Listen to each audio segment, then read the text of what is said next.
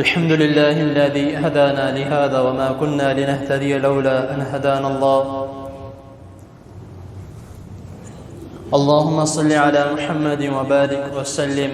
أما بعد، أعوذ بالله السميع العليم من الشيطان الرجيم من همزه ونفثه ونفثه. بسم الله الرحمن الرحيم.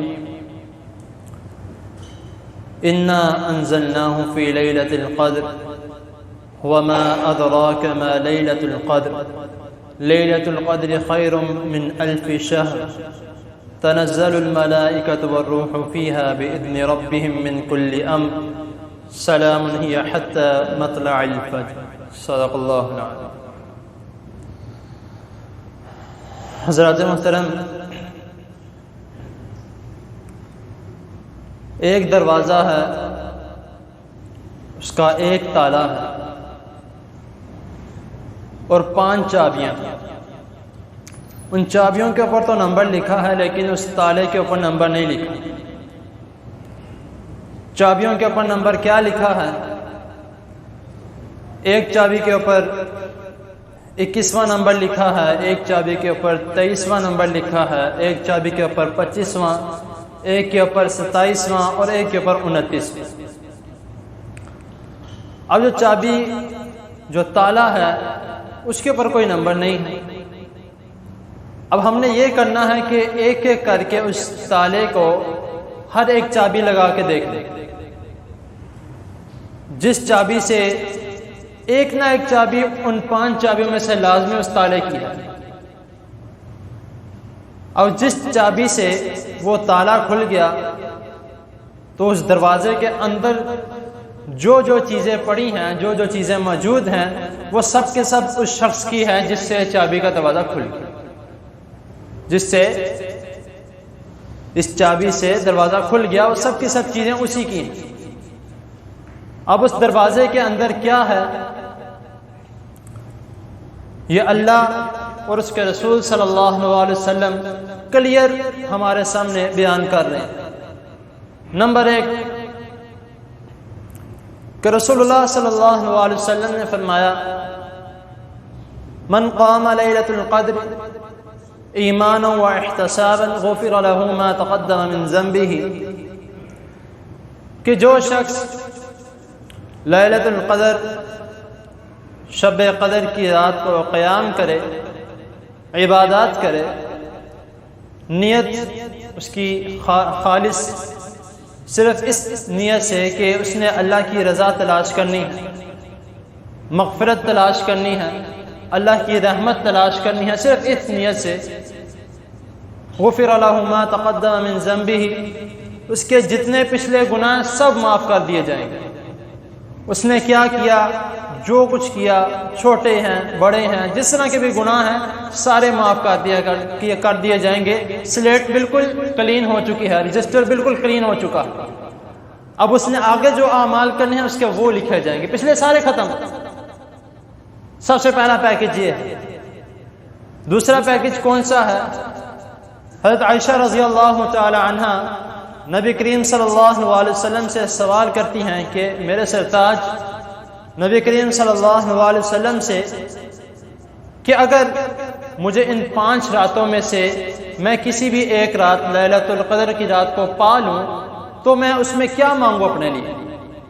حالانکہ حضرت عائشہ رضی اللہ تعالیٰ عنہ کی کوئی اولاد نہیں تھی، لیکن نبی کریم صلی اللہ علیہ وسلم کیا فرما رہے ہیں کہ اللہ تعالیٰ سے بخشش طلب کرو. اللہم انک عفو تحب العفو فاعف عنی، کہ اللہ تعالیٰ سے بخشش طلب کرو، عافیت طلب کرو. تو دوسرا پیکج ہمارے لیے یہ ہو گیا. تیسرا پیکج کون سا ہے؟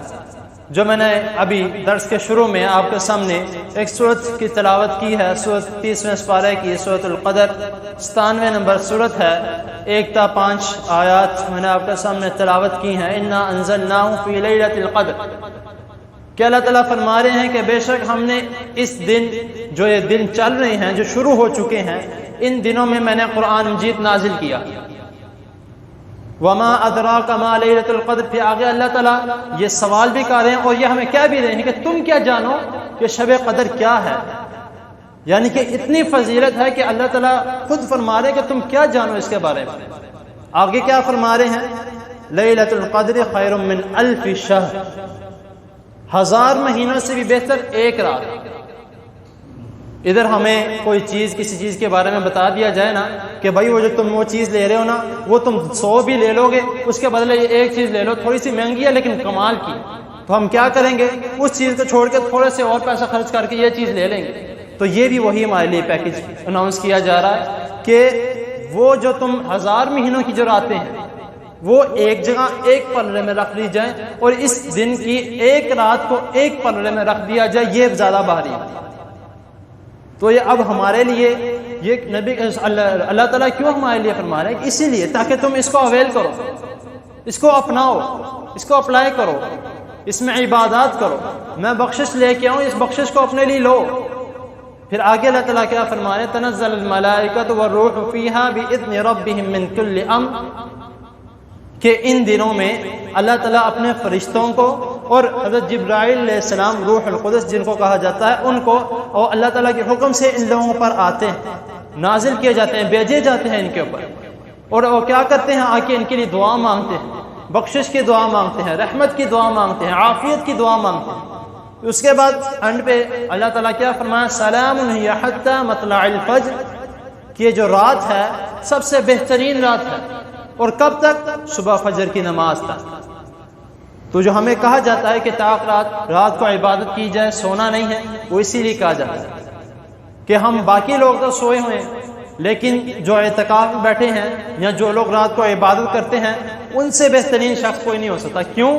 کیونکہ جو حدیث کے مطابق اللہ تعالیٰ خود فرماتے ہیں کہ میں جب سب سو جاتے ہیں تہجد کے ٹائم یا عشاء کے بعد جو وقت شروع ہو جاتا ہے اس ٹائم اللہ تعالیٰ آسمان پہ، یعنی کہ جو دنیا کا آسمان ہے وہاں پہ آتے ہیں اور اللہ تعالیٰ فرماتے ہیں کہ ہے کوئی مجھ سے مانگنے والا.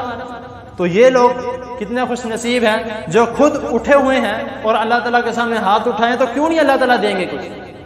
اللہ تعالیٰ نے تو وعدہ کیا. تو اسی لیے ہمیں کوشش کرنی چاہیے کہ اگر اللہ تعالیٰ نے ہمیں توفیق دی ہے تو اس کو ضائع نہیں کرنا چاہیے. اگر اللہ تعالیٰ نے ہمیں توفیق دی ہے، ہم رات کو اٹھے ہوئے ہیں، عبادت کر رہے ہیں، باقی کام چھوڑ دیے جائیں، وہ چلتے رہیں گے دنیا کے ساتھ ساتھ، لیکن جو ہمیں اللہ تعالیٰ خود دے رہے ہیں وہ ہمیں لے لینا چاہیے. باقی تو ہم چیزیں خریدتے ہیں یا کچھ چیز مانگتے ہیں، لیکن یہ کچھ چیزیں ایسی ہیں جو اللہ تعالیٰ ہمیں خود دے رہے ہیں. تو ہمیں اس پیکج کو چھوڑنا نہیں چاہیے. جو چیز ہمیں ملے اللہ تعالیٰ کی طرف سے وہ ہمارے لیے بہت زیادہ بہتر ہے. باقی اللہ تعالیٰ کے حضور دعا ہے اللہ تعالیٰ ہمیں جتنے روزے گزر گئے اللہ تعالیٰ ہمیں اس کا بھی بہترین بدلہ عطا فرمائے، اور جو آگے رہ چکے ہیں اللہ تعالیٰ ہمیں بہترین سے بہترین کارکردگی دکھانے کی توفیق عطا فرمائے. اپنے عبادات میں، اپنی نمازوں میں اور روزے میں کسی قسم کی کوئی غلط بات نہیں کرنی، کوئی جھوٹ کوئی بھی کسی قسم کی غلط نہیں کرنا، تاکہ جو ہمارا روزہ ہے وہ خراب نہ ہو. اللہ تعالیٰ کی حضور دعا ہے اللہ تعالیٰ ہمیں لیلۃ القدر ہمیں نصیب فرمائے. اللہ تعالیٰ ہمیں اس میں عبادات اور اپنا محاسبہ کرنے کی توفیق عطا فرمائے. وآخر دعوانا الحمد للہ رب العالمین.